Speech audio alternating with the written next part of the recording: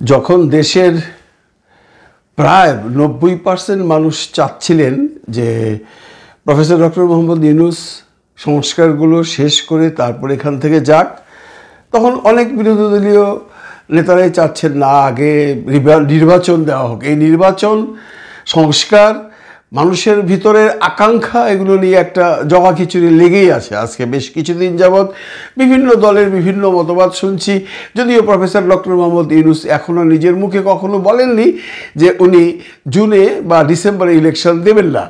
তারপরেও সন্দেহ রয়ে গেছে। আমরা বলাবলি করছি যে না, ইউনূস স্যার এত সহজে নির্বাচন দেবেন না, কারণ বাংলাদেশের জনগণ আপাতত নির্বাচন চায় না। এটা জরিপ করলেও পাওয়া যাবে এবং আপনারা বিভিন্ন রকম কন্টেন্টের পিছনে গিয়ে মেসেজ দেখলেও বুঝতে পারবেন। ঠিক ওই সময় যখন কোনোভাবেই ইউনূস স্যারকে নড়ানো যাচ্ছে না, জনগণকে বোঝানো যাচ্ছে না যে না, আমরা নির্বাচন চাই, নির্বাচন দিলে দেশের জন্য ভালো হবে, জনগণ তার একই জায়গায় বসে রয়েছে, বলছে না না না, আমরা নির্বাচন চাই না, আমরা ইউনূস স্যারকে চাই। কেউ বলছে 5 বছর, কেউ বলছে 10 বছর, কেউ বলছে সারা জীবদ্দশায় যতদিন বেঁচে আছেন ততদিন থাকুক। তাহলে ইউনূস সাহেবকে ঘায়েল করা যায় কি করে? নিশ্চয়ই একটা পক্ষ চাইবেন ইউনূস সাহেবকে ঘায়েল করার জন্য। সেই পক্ষটা এখন হাত ঘাট বেঁধে নেমে গেছে। বন্ধুরা, আপনারা যারা সবসময় ভার্চুয়াল মিডিয়াতে ঘোরাঘুরি করেন না, তারা হয়তো দেখেন না, বা যারা দেখেন, যা দেখেন তাই হয়তো বিশ্বাস করেন। এই যে ভার্চুয়াল অ্যাটাকটা করা হচ্ছে ইউনূস স্যারকে ইদানিংকালে, এগুলো কারা করছে সেটা বলার কোনো প্রয়োজন নেই। আপনারা বুঝতেই পারেন এটা কারা করছে, কিন্তু যারা করছে তাদের স্বার্থ কি হাসিল হবে? কারণ এই ভার্চুয়াল মিডিয়াতে সব কিছুই করা যায়, আবার সব কিছুই বোঝা যায় কোনটা সত্য কোনটা মিথ্যা। এই গোষ্ঠীটা এখন ইউনূস স্যারকে অন্য কোনো দিকে আক্রমণ করতে না পেরে এই ইসরায়েল ফিলিস্তিন নিয়ে ওনার পিছনে লেগেছেন। দেখুন, আমি কতগুলো ছবি দেখাবো যেগুলো অনেক মেসেজে এসছে, অনেক নিউজেও এসছে, কিন্তু যারা শুধু ওই নিউজটাই দেখবেন বা ওই মেসেজটাই দেখবেন তারা ধরেই নেবেন ইউনূস স্যার ইসরায়েলের পক্ষে, ইউনূস স্যার ফিলিস্তিনিদের বিপক্ষে, ইউনূস স্যার মুসলিমদের বিপক্ষে। এটা স্বাভাবিক। যখন আপনি দেখবেন আপনার পায়ের রক্ত মাথায় উঠে যাবে যে আমরা কোন মানুষটাকে শ্রদ্ধা করি, আমরা কোন মানুষটাকে চাই, যে মানুষটা নাকি সমগ্র বিশ্বের মুসলমানরা যখন ইসরায়েলকে ঘৃণা করছে, তখন ইউনূস স্যার ইসরায়েলের প্রধানমন্ত্রী নেতানিয়াহুকে বুকে জড়িয়ে নিচ্ছে। এটা উনি ভাববেন যখন ছবিটি দেখবেন। আমি প্রথম ছবিটা দেখাচ্ছি। প্রথম ছবিটা হলো নেতানিয়াহুর সাথে ইউনূস স্যার করমর্দন করছেন, মানে তারা সাক্ষাৎ করেছেন। কবে করেছেন সেটা লেখা হয়নি, লেখা হয়েছে পৃথিবীর নৃশংসতম 2 কসাই, একজন হলো ইউনূস স্যার, একজন হলো নেতানিয়াহু। এখন যিনি সারা বিশ্বের খবর রাখেন না, যিনি শুধু এই ছবিটাই দেখবেন, তিনি ভাববেন ইউনূস স্যার কী করে নেতানিয়াহুর সাথে দেখা করেন। আসলে কি ছবিটা সত্য? না বন্ধুরা, ছবিটা সর্বৈব মিথ্যা। আমার কথা নয়, রিউমার স্ক্যানার এটা বের করেছে এবং এটা নিয়ে অনেক কন্টেন্ট ক্রিয়েটাররা বলছে এটা কি ঘটনাটা হয়েছিল। এটা আসলে 2023 সনে পর্তুগালের প্রেসিডেন্ট মার্সেলোর সাথে উনি একটা দেখা করেছিলেন। সেই মার্সেলো সাহেবের ছবির গলাটা কেটে নেতানিয়াহুর ছবি লাগিয়ে ওনারা এটা ছাপিয়েছেন যে ইউনূস স্যার নেতানিয়াহুর সাথে দেখা করেছেন। দেখা করে কি বলেছেন? দেখা করে নাকি উনি বলেছেন ইসরায়েল তার আত্মরক্ষার অধিকার রাখে। এটা রাসেল মাহমুদ নামে এক ভদ্রলোকের পোস্ট থেকে করা হয়েছে। আমি রাসেল মাহমুদের পোস্টে গিয়েছি, পোস্টে যাওয়ার পর দেখেছি রাসেল মাহমুদের পোস্টে এই ধরনের কোনো পোস্ট নেই, মানে একটা তার নামে একটা ফেক আইডি করে এটা ব্যবহার করা হয়েছে। রাসেল মাহমুদের অরিজিনাল ফেসবুকে আপনারা যান, এই ছবিটা নাই। এই কথা বলার পর তৃতীয় ছবিতে দেওয়া হয়েছে, এটা আরেকজন দিয়েছে, নামটা অস্পষ্ট, লেখা আছে ফিলিস্তিনি ইস্যুতে প্রধান উপদেষ্টা। এটা ফিলিস্তিনিদের আভ্যন্তরীণ বিষয়, আমরা খামাখা এসব নিয়ে মাথা ঘামাই না। বলছেন নাকি প্রফেসর ডক্টর মোহাম্মদ ইউনূস এই কথা শুনলে কোনো মুসলমানের পায়ের রক্ত মাথায় উঠবে না? হাজার উঠবে। যেখানে সারা বিশ্বের মুসলমানরা ফিলিস্তিনিদের পক্ষে কথা বলছেন, সেখানে আমাদের প্রধান উপদেষ্টা, যে উপদেষ্টাকে আমরা মাথায় তুলে রাখি, উনি ইসরায়েলের সাথে মোহাব্বত করছেন। আপনি যিনি দেখছেন উনিও হেট করবেন, কিন্তু আসলেও কি সত্য? এটাও রিউমার স্কেলার বলেছে, এগুলো সব মিথ্যা ছবি। আরও একটা দেখেন, নেতানিয়াহু তাকে প্রশংসা করছে। আমাদের প্রধান উপদেষ্টা জনাব ডক্টর মোহাম্মদ ইউনূস স্যারকে নেতানিয়াহু বলেছেন ইসরায়েলকে সমর্থন দেওয়ায় ডক্টর ইউনূসকে ধন্যবাদ জানিয়েছেন নেতানিয়াহু। এটা আবার যমুনা টিভির কার্ড ব্যবহার করা হয়েছে। শুধু তাই নয়, ইউনূস স্যারকে তো অ্যাটাক করেছেই। আরেকটা মজার ছবি এসছে, সেটা হলো ইনকলাব মঞ্চ থেকে নাকি ছাপানো হয়েছে। এটা লিখেছেন ডাক্তার আইজউদ্দিন, ডাক্তার লিখেছেন DAKTAR। এটা দেখলে অনেকে সন্দেহ করতে পারেন এটা তো ডাক্তার হইতে পারেন, এটা তো ভুয়া আইডি।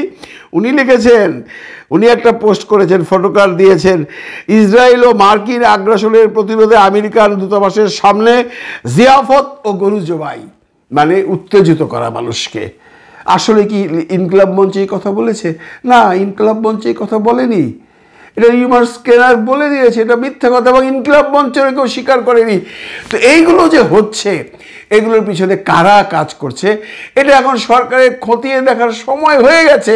দেখুন, গত পরশুদিন যে এই ফিলিস্তিনিদের পক্ষে আন্দোলনের ডাক দিয়েছিল সার্জিস আলম, উনি একটা সুন্দর সুষ্ঠুভাবে একটা মিছিল করতে চেয়েছিল, একটা প্রতিবাদ সভা করতে চেয়েছিল, একটা প্রতিবাদ আন্দোলন করতে চেয়েছিল। সেখানে কিছু সংখ্যক মানুষ বাটার দোকানে আক্রমণ করেছে, ওখান থেকে জুতো মুতো নিয়ে চলে গেছে, এবং KFC-তে আক্রমণ করা হয়েছে। এখানে বলে রাখা ভালো, বাটার মালিক ইসরায়েল, ঠিক আছে, কিন্তু বাটার এই মালিকের কাছ থেকে তো একজন ফ্র্যাঞ্চাইজ কিনে এনেছে বাংলাদেশি কোনো মানুষ, উনি এই ব্যবসাটা করছেন। এটা তাদের উপর আক্রমণ করাটা যারাই করেছেন ঠিক হয়নি। কারা করেছেন? যারা করেছেন তারা তো নর্মাল মানুষ নন, তারা নর্মাল ছাত্র নন, তারা শিক্ষিত কোনো ভদ্র সমাজের মানুষ নন। এরা ডাকাত, এরা মব সৃষ্টি করে, এরা দেশকে উচ্ছৃঙ্খল করতে চায়, এরা দেশের স্বাভাবিক অবস্থাকে অস্বাভাবিক করতে চায়। শুধু বাটার দোকান নয় বন্ধুরা, এরা KFC-তে আক্রমণ করেছে। KFC-র মালিক কি ইসরায়েল? আর এই মূর্খরা তো জানি না KFC-র অরিজিনাল মালিক হলো আমেরিকান। সেই মালিকের বিরাট বড় হিস্ট্রি আছে। আমার এখানে একটা চ্যানেলে একটা ব্লগ আছে, দেখে নেবেন কীভাবে KFC গঠিত হয়েছে, কীভাবে KFC চলছে। সেই KFC-তে আক্রমণ করা হয়েছে। এরা কারা? এরা দেশের শত্রু। এদেরকে এক্ষুনি অ্যারেস্ট করা দরকার। CCTVর ফটো দেখে দেখে প্রত্যেকটা লোককে আইনের আওতায় আনার দরকার, নইলে ইউনূস সরকার সামনে ভীষণ ভীষণ বিপদের সম্মুখীন হবেন। এবং আমি সার্জিস আলম সাহেবকে বলবো, আপনি এত বড় একটা আন্দোলন দিয়েছিলেন, আপনার চারিদিকে চোখ খোলা উচিত ছিল, কারণ আপনি একবারও আন্দাজ করতে পারেননি যে এই আন্দোলনের মধ্যে বা এই প্রতিবাদ সভার মধ্যে বা এই প্রতিবাদ মিছিলের মধ্যে দুষ্কৃতিকারীরা ঢুকে যেতে পারে। এটা আপনাদের ব্যর্থতা। কারণ আজকে সমস্ত ইউটিউবাররা যারা আমাদের পেছনে কথা বলেন, যারা ইউনূস স্যারকে দেখতে পারেন না, তারা সবাই বলছেন এটা আপনারা করিয়েছেন, জুতা চুরি লাগিয়ে আপনি করিয়েছেন। বলেছেন আরিফ জেত্তিক নামে এক ভদ্রলোক, আমি আপনাদেরকে তার ব্যাপারে পরে কথা বলছি। শুধু একটা কথা বলছি সার্জিস আলম সাহেবকে, এই ধরনের আন্দোলন যখন করবেন, এই ধরনের যে কোনো ডাক যখন দিবেন, তখন খেয়াল রাখবেন পেছনে কারা আসছে, কারা আপনাদের মানুষ, কারা ইউনূস সাহেবের শত্রুপক্ষ।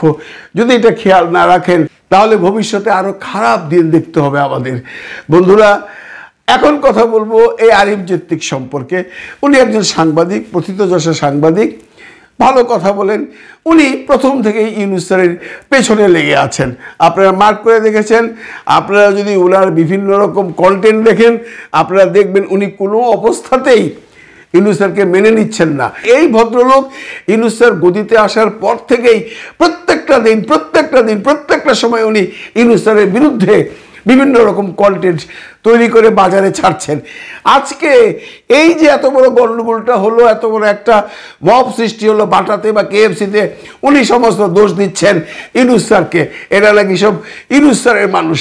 এটা একটা পাগলও বিশ্বাস করবে না বন্ধুরা যে ইউনূস স্যারের মানুষ যারা, তারা যে বাটার দোকানে চুরি করবে, তারা যে কেএফসি ভাঙে। এর মূল কারণ হলো আন্দোলনটা ডেকেছে ইউনূস স্যারের লোক। আমি ইউনূস স্যারের লোক বলছি এই জন্য যে আপনারা সবাই বলছেন যে এনসিপি ইউনূস স্যারের গঠিত দল, আপনাদের কথাই মেনে নিলাম। সার্জিস আলমরা ইউনূস সাহেবের লোক। সার্জিস আলমরা কি চাইবে ইউনূস সাহেবের কোনো ক্ষতি হোক? সার্জিস আলমরা কি চাইবে এই আন্দোলন করে, জুতা চুরি করে তার মানুষজন ইউনূস স্যারকে ডুবাক? এইটুক বুদ্ধি কি মিস্টার আরিফ জেত্তিক আপনার নেই? একটু বুদ্ধি খাটান। ইউনূস সাহেবের লোক যদি হয় তারা তো ইউনূস সাহেবের ভালো চাইবে, তারা কোনোদিন ইউনূস সাহেবের অমঙ্গল চাইবে না। কিন্তু আপনার কথায় বোঝা যাচ্ছে এই সমস্ত যে গত পরশুদিন যে মবটা সৃষ্টি হয়েছে সব ইউনূস বাহিনী। আপনি এমনটি ব্লগে গিয়েও বলেছেন, থাম্বনেলেও বলেছেন। আপনি যে কথাগুলো বলছেন একটু হিসাব করে বলবেন, কারণ আপনার বোঝা উচিত কোথায় কোন কথা বলতে হয়। আপনি অনেক বড় সাংবাদিক ভাই এবং অনেক পপুলার, কিন্তু বেফাস এমন কোনো কথা বলে ফেলবেন না যেটা পরে হজম করতে পারবেন না। কারণ এখানে আপনি মানুষকে যেভাবেই বোঝান যে এই যে মব সৃষ্টিকারী যারা ছিল তারা ইউনূস সাহেবের লোক, বাটা বা কেএফসিতে গিয়ে ইউনূস সাহেবের লোক ইউনূস সাহেবের বদনাম করবে না, এটা একবার ভেবে দেখবেন। আর আপনাকে দয়া করে অনুরোধ করে বলছি, ইউনূস সাহেবের বদনাম করেন, কোনো আপত্তি নেই, করেন। যদি উনি বদনাম করার মতো কাজ করেন সেটা নিয়ে আলোচনা করেন। আজকে যদি আপনি যে পোস্টগুলো দেখালাম সেগুলো দিয়ে যদি কিছু বলতেন তাহলে বুঝতাম, দেখো দেখো ইউনূস সাহেব তো এখন নেতানিয়াহুর সাথে হাত মিলিয়েছে, সেটা বললেও মেনে নিতাম যে আপনি একখানে দেখেছেন। সেটা রিভার্স ক্যামেরারা পরে বের করেছে যে এটা সত্য না মিথ্যা। আপনি এটাকে সত্য ধরেও দুটো কথা বলতেন, আমি মেনে নিতাম যে না, এই যে ছবিটা এসছে এটা তো আপনি জানার কথা নয়, একমাত্র রিউমার স্ক্যানার ছাড়া কেউ বুঝতে পারবে না এটা অরিজিনাল ছবি অর নট, তখন মেনে নিতাম। কিন্তু আপনি যে সমস্ত অনর্থক যুক্তি দেখান সেগুলো যুক্তিযুক্ত হয় না। আপনি অত্যন্ত ভালো একজন মানুষ, অত্যন্ত ভালো একজন বক্তা। আপনার কাছ থেকে এরকম উস্কানিমূলক কথাবার্তা বা উস্কানিমূলক ভিডিও কন্টেন্ট বা উস্কানিমূলক থাম্বনেল আমরা দেখতে চাই না। আপনি ইউনূস সাহেবকে ভালো নাই বা বাসতে পারেন, আপনি ইউনূস সাহেবকে পছন্দ নাই বা করতে পারেন, আপনার বাক স্বাধীনতা আছে। আপনি জানেন এখন এই মুহূর্তে কেউ কিছু বললে আপনাদের কণ্ঠ রোধ করার মতো কোনো আইন এই দেশে নাই, থাকলেও সেটা প্রয়োগ হবে না, কারণ এটা বৈষম্য বিরোধী একটি দেশ। এখানে কোনো বৈষম্য নেই, আপনি যা ইচ্ছা তাই বলতে পারবেন। তার মানে এই নয় আপনি দিন রাত 24 ঘন্টা ইউনূস স্যার সম্পর্কে বদনাম করে যাবেন, এটা কোনো অবস্থাতে জাতি মেনে নেবে না। আমি আপনাকে শেষবারের মতো অনুরোধ করে বলছি, কোনো রকম ক্লু পেলে, সত্যতা পেলে ইউনূস স্যারের বদনাম করেন, অন্যথায় করবেন না। ভালো থাকবেন সবাই, ভালো রাখবেন সবাইকে। খুদা হাফিজ।